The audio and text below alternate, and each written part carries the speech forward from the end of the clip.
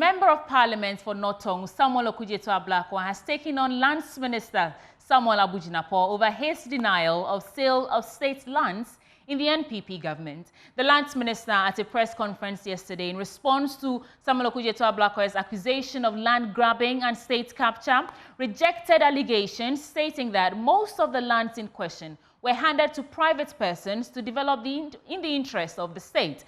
And addressing a press conference in Parliament this morning, the North Tongu NP, Okudzeto-Ablakwa, challenges the Lands Minister's position, accusing government of being complicit in the act.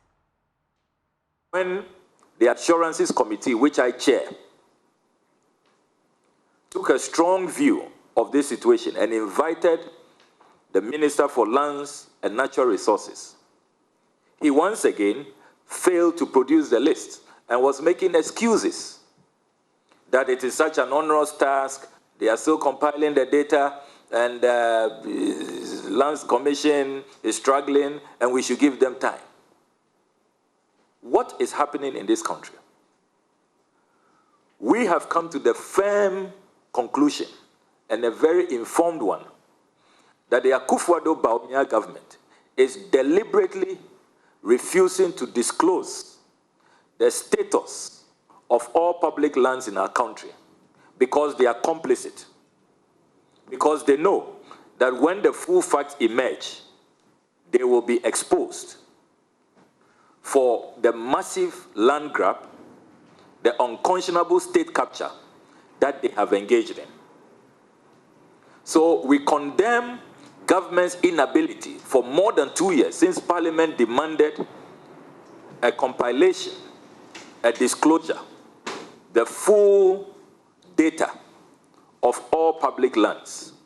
It is totally unacceptable. And it shows that the Lands Ministry, the Lands Commission, they have derelicted. They are not properly carrying out their constitutional mandate. But even worse, they are clearly complicit. And that is why they are evading accountability. My colleague James Aveji joins us from Parliament Live. James, we've heard the North Tongu MP over there responding to Samuel Abu-Jinapor's claims. What more can you report? And James, please unmute.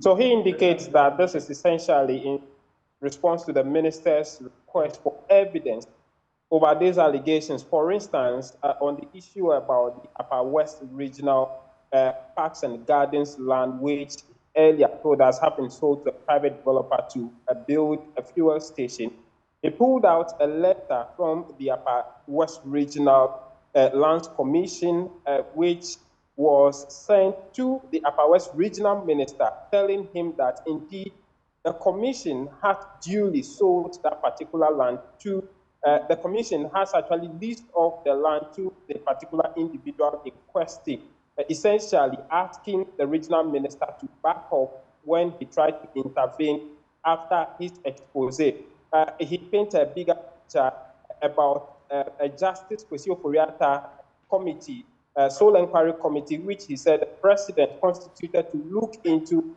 these issues of sale of state land. And he pointed out to the fact that when the acting solicitor secretary and the executive secretary of the Lands Commission appeared before this committee, they admitted that indeed they are finding it difficult to work in this issue. For instance, they talk about the fact that due diligence is usually not done before most of the state lands are registered as private land and certificate issued. And so he's daring the president to publish the committee's report on this issue if they have nothing to hide in this case, Sweetie. Thank you so much, James Aveji, coming to us live from Parliament with those details and updates.